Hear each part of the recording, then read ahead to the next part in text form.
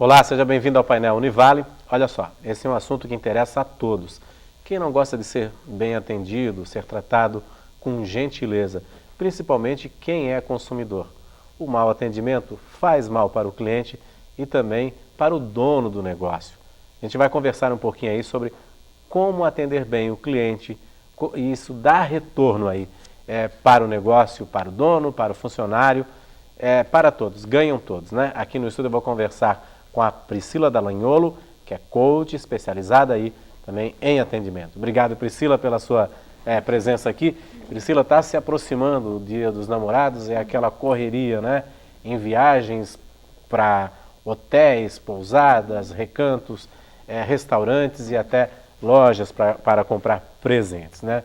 Então, o que o cliente espera, que ele está dando o dinheiro dele ali, investiu naquela loja, é um bom atendimento. Muitas vezes não é isso que acontece, né? Como fazer aí para que as pessoas que estão do outro lado do balcão, os prestadores de serviço, vendedores, tudo, possam atender bem o cliente? Existe técnica, é um investimento por parte aí do dono do negócio, do gestor. Como é que é isso, Priscila? Como é que você trabalha essa questão? Bom dia. Então, nós trabalhamos na empresa sempre voltado o desenvolvimento do atendente, ou seja, ele que vai recepcionar esse cliente para fazer essa qualidade nesse relacionamento. Porque o gestor ele tem que ter consciência de que aquele ser humano que está ali, antes de ser profissional, ele é um ser humano. Então ele é movido por emoções, ele tem autoestima, precisa de inteligência emocional para poder discernir como reagir em cada situação, porque muitas vezes não é o que ele está falando, mas como ele está falando. É o tom de voz dele, o trato que ele tem com esse cliente que está sendo recepcionado.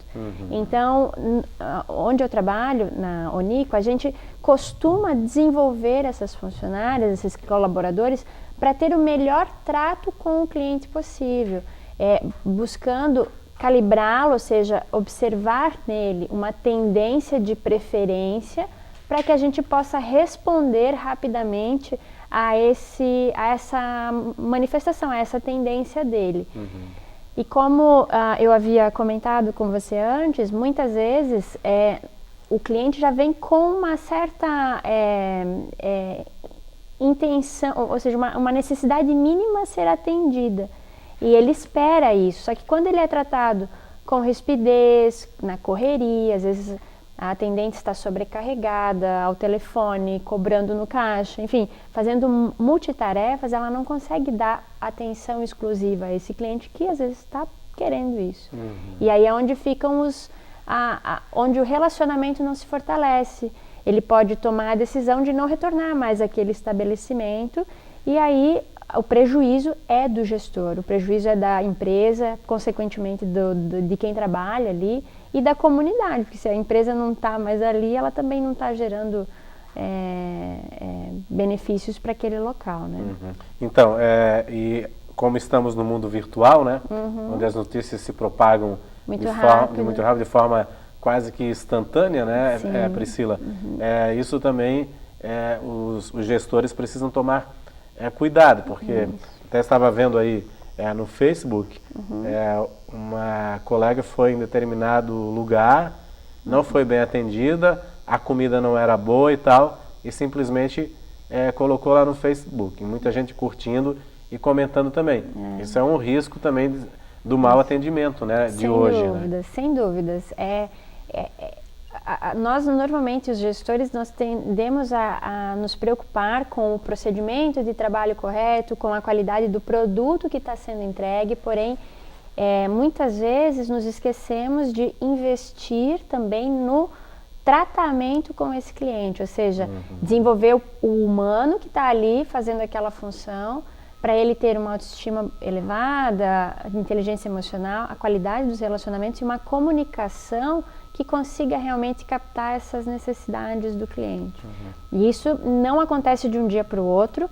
Em 3 meses de experiência também não se acontece. Eu sou bem honesta e franca nesse no mínimo 6 meses de muito treino, muito desenvolvimento, para essa pessoa estar no ponto zero, ou seja, a partir de 6 meses ela consegue desenvolver aquela função com menos medo, com menos das emoções dela influenciando na qualidade do serviço que ela está prestando, exatamente. Uhum. A gente percebe assim, quem tem um comportamento como cliente, né, de também devolver essa educação, a gente percebe até que quando chega em lojas, por exemplo, e dá bom dia, os atendentes até estranham, né? Isso. Porque geralmente é muito raro o cliente também ter esse comportamento, né? Isso. Mas quem está lá que eu acho que deve recepcionar o cliente com esse tratamento, né?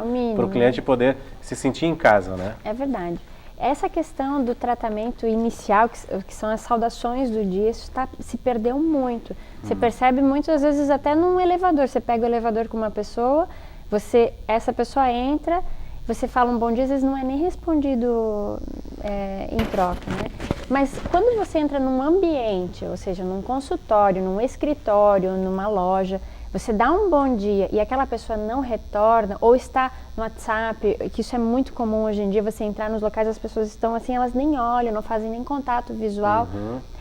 Isso é muito delicado, isso é uma questão de gestão. A gestão tem que observar como esse comportamento está acontecendo no local para poder fazer uma austeridade e provocar uma verdadeira mudança de padrão de comportamento ali. Então a gestão tem que ficar muito atenta, porque a motivação das pessoas que trabalham com atendimento ao cliente, ela precisa ser renovada diariamente. É como escovar os dentes e beber um copo d'água, você precisa tomar uma dose daquilo ali todos os dias. Então existe uma necessidade desse gestor ficar atento. Se ele não pode por si, porque ele tem atribuições estratégicas, ele precisa delegar um gerente ou um supervisor, um coordenador que tenha essa bagagem para poder desenvolver essas pessoas que estão na linha de frente, porque é primordial. Vai fazer muita diferença na forma como a empresa vai conquistar esses clientes, sabe? Esse é o principal ponto do marketing para a empresa, de captar o cliente e de que o cliente tenha fidelidade, por exemplo? Eu acredito que sim. Eu não seria muito taxativa em dizer sobre fidelidade, porque a fidelidade, nos dias de hoje, ela envolve muitas questões, né? O que vai fazer até questões econômicas, Exato, o preço mais barato, isso, né? O que eu posso dizer uma pessoa que ela foi bem servida num local, ela tende a estabelecer um relacionamento com maior qualidade ali naquele local. Portanto, para ela migrar para um novo local, ela vai levar em consideração, a forma como ela se sentiu. E se ela se sentiu bem, foi bem acolhida, isso vai pesar na hora de fazer o contrapeso. E aí, vou para um outro local. Porém, se ela decide essa mudança e daí nesse novo local ela não é correspondida ao nível daquela experiência anterior, certamente ela retorna. Nós já tivemos casos assim, inclusive, na nossa empresa, e é muito positivo para nós termos recebido aquele feedback. Então, eu acredito muito na qualidade da recepção e da acolhida para estabelecer relacionamentos. A sua empresa é uma prestadora de serviços? Prestadora de serviços, isso. De que atividade? É um escritório virtual e coworking, e nós prestamos serviços para inúmeros clientes de vários públicos. Essas pessoas utilizam os nossos espaços, os nossos serviços, porque nós temos serviços de endereço fiscal, atendimento telefônico, agenda, nós cuidamos da agenda do profissional que tem muitos compromissos, e essa pessoa, ela utiliza esses serviços de forma variada, né, conforme a necessidade dela, e nós desenvolvemos esse relacionamento. Inclusive as pessoas que frequentam, que estão ali com mais presença, porque alguns clientes são completamente virtuais, a gente não tem esse relacionamento diário, físico, humano. Porém, mesmo assim, via e-mail, via WhatsApp, nós conseguimos, com um trato diferenciado, respeitoso, sensível, entrar em rapport, em sintonia com esse cliente. Ele percebe isso, porque em outros locais, às vezes, não tem esse cuidado e eu digo assim, variadas, vezes foi num médico, foi num dentista e não teve essa acolhida. E aí ele pensa, poxa, eu estou pagando, né? O mínimo que ele deseja é ser bem atendido. Mesmo que não seja o contato físico, mas é um relacionamento, além do profissional, quase intimista, assim, de aproximação mesmo, né, com o cliente. No teu trabalho há uma necessidade dessa aproximação bastante grande, né? Isso, sem dúvidas. É de estar sempre atento à necessidade dele e com velocidade, né? Lembrando que a produtividade, ou seja, a rapidez que você dá retorno também é muito importante, além dessa qualidade. Porque se eu trato com qualidade, mas respondo um e-mail a cada 7 dias, também não dá. Tá certo, Priscila, a gente vai fazer um rápido intervalo, daqui a pouco volto a conversar mais com você. Tá bom. Vamos mostrar aí quais são os caminhos que os gestores podem percorrer para chegar nessa máxima de excelência, que é sempre o que o cliente deseja, né? É verdade. Ok, a gente vai fazer um rápido intervalo, daqui a pouco nós voltamos aqui falar com a Priscila sobre atendimento aí no comércio, na prestação de serviço, em todos os lugares onde o cliente pode se sentir satisfeito e fidelizar, até voltar a comprar. A gente volta em instantes.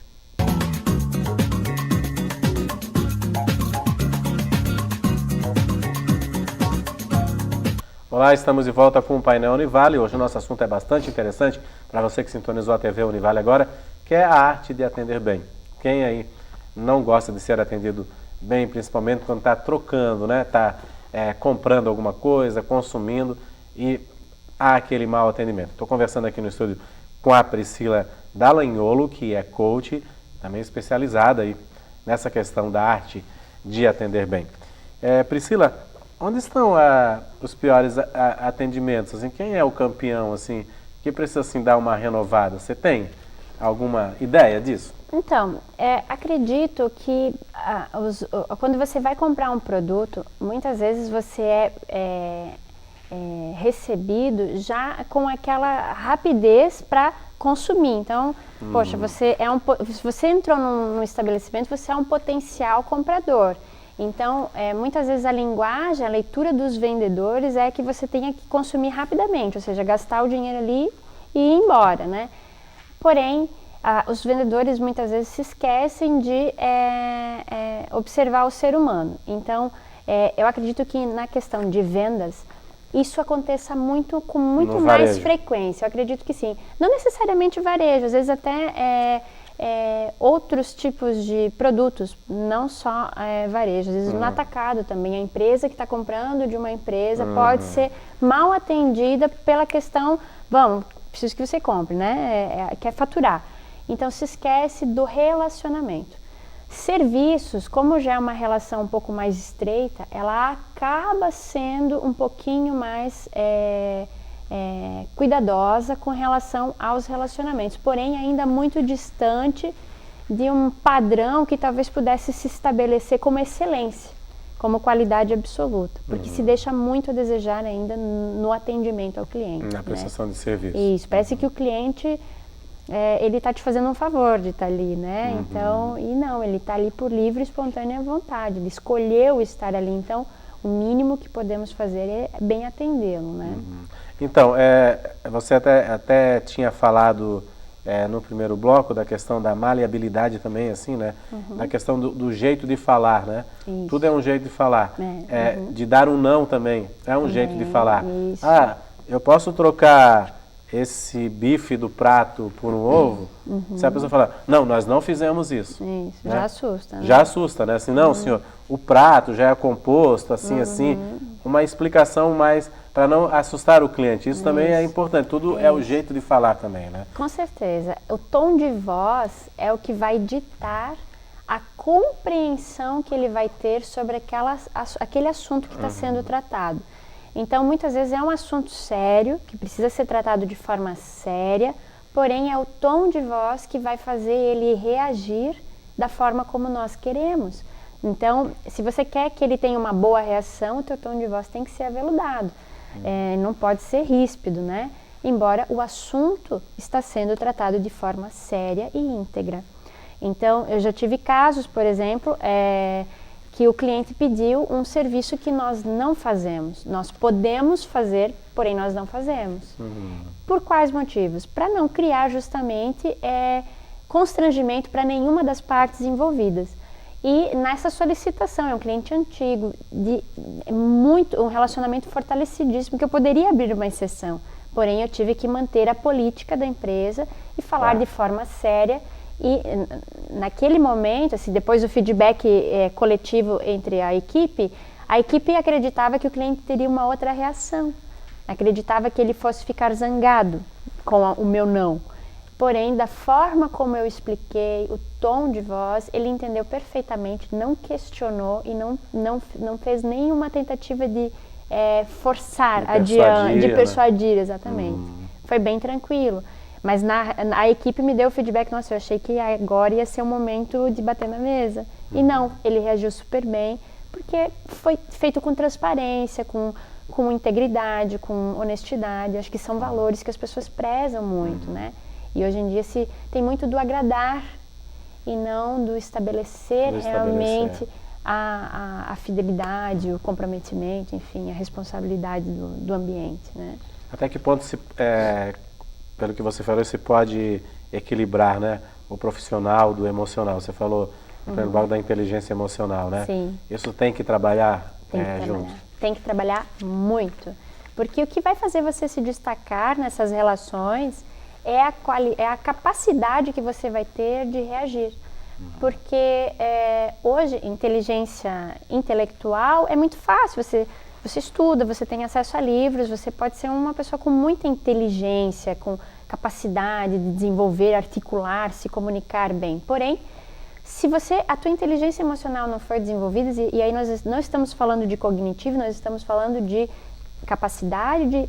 Eu recebi isso aqui, o que eu faço com isso aqui? De que forma eu vou lidar com isso? Então, tem que trabalhar. O ser humano que está atendendo, ele precisa ser trabalhado em 4 quesitos. Inteligência emocional, autoestima, comunicação e relacionamento. É importantíssimo. Sem esses pilares, a qualidade da entrega dele vai ser comprometida, sem dúvidas. Isso eu falo por experiência, né? Que ela sofre um impacto. Esse é o caminho das pedras, Priscila? Esse é o caminho das pedras. É isso assim, é aquilo que o gestor tem que pegar e ler. É por aí. Esses 4 princípios, quando acorda, assim, eu vou fazer isso. E também passar, porque o gestor ele tem que ser também um líder, né? Passar isso para os funcionários, né? Isso. A questão da liderança, ela é assim, muitas vezes e há muito tempo foi confundida autoridade com autoritarismo. Então, o autoritarismo, ele não vai levar a lugar nenhum, ele vai causar um efeito recíproco. Se ele for muito enérgico, aquele colaborador vai observar isso, vai modelar isso ali, e daí quando ele tiver um cargo de liderança, ele vai agir exatamente como ele foi preparado. E não é dessa forma. A autoridade, ela é servidora. Você serve primeiro. Então, como gestor, essa postura de servir, ela já lidera. Então, se o teu colaborador observa essa liderança, esse modelo de liderança, certamente, quando ele for para um cargo de chefia, de liderança, ele vai desenvolver melhor a equipe que ele foi destinado a puxar, né? Então, eu acho que tem toda essa questão de não ser autoritário no sentido de autoritarismo, mas de servir, de liderar, né? No bom sentido. Eu acho que também, acredito que o gestor, né, o dono do negócio, ele tem que ter essa postura do bom atendimento, porque ele é o exemplo dali, né? Exato. Porque não adianta o atendente investir no atendente, o atendente atender muito bem e ter que resolver um problema com o cliente, chamar o gestor e o gestor coloca tudo por água abaixo. Isso. Né? O gestor, esses pilares são para os atendentes e para o gestor. A gestão tem que estar muito alinhada com a equipe. Então, o gestor tem que buscar desenvolvimento humano muito mais do que profissional, porque é uma linha que nós esquecemos ao longo da vida. Então, hoje em dia você tem muito curso, muitos treinamentos que você pode fazer para se humanizar. E é uma incongruência, porque nós somos seres humanos, como nós vamos estudar alguma coisa para nos humanizarmos, né? Então, esse humanismo é muito importante. O gestor, ele tem que fazer com ele primeiro, porque ele vai ser modelado. O que é modelado? Ele vai ser observado e as pessoas tendem a repetir um padrão de comportamento que elas observam. Então, e aí causa esse efeito cascata. Se ele for ríspido, né? O outro, quando chegar nessa posição, pode ser ríspido também, levar por água abaixo, às vezes, anos de relacionamento com clientes que jamais pensaram em sair daquele local. Porém, são movidos, né? A motivação deles é por conta dessa falta de laços, de relacionamento. Você falou da valorização, né? Recentemente, não só nas questões técnicas, recentemente a gente fez uma matéria, mas na realidade é um outro público, que é o público consumidor de conhecimento, que são crianças de escolas públicas, mas a Secretaria de Educação montou um curso para trabalhar o emocional dos professores, porque na realidade eles reclamavam que sempre trabalhava a grade curricular, trabalhavam, né, as questões técnicas, mas nunca tinha nada para eles. Então ela resolveu montar esse emocional. Isso vai refletir na sala de aula para os alunos, porque ele vai trabalhar bem, vai atender bem também o aluno, né? Exato. Isso na realidade também serve para outros segmentos, né? Sem dúvidas. No comércio e tudo. Eu acredito que quando o profissional ele está com esse lado humano bem desenvolvido, as emoções já estão bem compreendidas, né? Elas acabam não somatizando e também não sendo reativas, ou seja, elas não são projetadas naquele outro ser que está ali em relacionamento. Existe um olhar mais atencioso para dentro. Olha, como aquele comportamento faz eu me sentir, né? Então, o autoconhecimento ele vai nessa linha do desenvolvimento humano, que proporciona aos profissionais um ganho muito vantajoso, né, para lidar com essas atribuições que eles têm, indiferente do local que eles estejam trabalhando. E o investimento é um retorno garantido. Garantido, né? Garantido, na realidade. Com certeza. Não é dinheiro jogado fora em um treinamento, né? Não, com certeza não. Isso eu posso te dizer porque hoje eu trabalho com isso, eu estou inserida nesse ambiente e eu consigo perceber que é retorno garantido. Inclusive você observa, você pode fazer pesquisas depois de satisfação com os teus clientes por escrito, verbalmente. Você senta, como é que está o atendimento? O pessoal está gostando da forma como você está sendo tratado? Se você conseguir calibrar fazer essa leitura corporal, o corpo não mente, né? O cliente não vai fazer assim, tá excelente. Não, ninguém fala desse jeito, né? Ou vai falar, olha, não tá legal, né? Ou vai dizer, realmente tá perfeito, tá melhor do que eu esperava, né? Tá certo, Priscila. Muito obrigado aí pela sua participação aqui, seus esclarecimentos. A gente torce aí que mude-se, né? O comportamento e tal, porque todos querem ser assim, bem atendidos, né? Inclusive até o atendente quer que o cliente seja também mais também calmo, né? Isso. E possa pensar melhor nas decisões e tal, né? Para que haja essa sinergia entre os dois e o negócio se concretize, né? Sem dúvidas. Eu acho que ambas as partes precisam desse ganha-ganha. Tá certo. Obrigado, Priscila, pela sua participação aqui. Obrigada pelo convite. Tá chegando o fim de semana e você aí também que atende ou que gosta de ser bem atendido, pratique aí um pouquinho tudo que a Priscila falou aqui, né? Para que haja aí um bom atendimento. A gente volta na segunda-feira. Até lá.